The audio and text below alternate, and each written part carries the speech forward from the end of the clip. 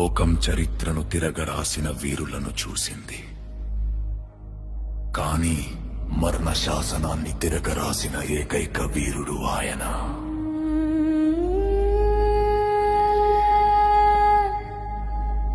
శత్రువుని కత్తితో చంపడం కాదు, తన ప్రాణాన్ని బలిగా ఇచ్చి ఆ శత్రువులోని శత్రుత్వాన్ని చంపిన మహాయోధుడు.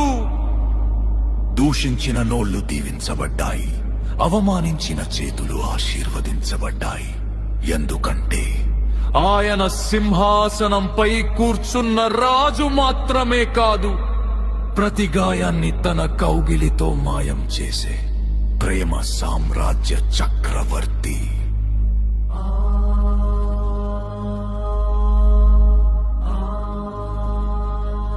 మరణం ఆయనను బంధించాలనుకుంది, కాని ఆ మరణానికే మరణం రుచి చూపించి సమాధిని బద్దలు కొట్టుకుని వచ్చిన మృత్యుంజయుడు పగవాడికి ధైర్యాన్ని, అలసిన గుండెకు ఆలింగనాన్ని ఇచ్చే ఏకైక ఆశ్రయం ఆయన. ఆయనే నా సర్వస్వం, ఆయనే నా యేసుక్రీస్తు.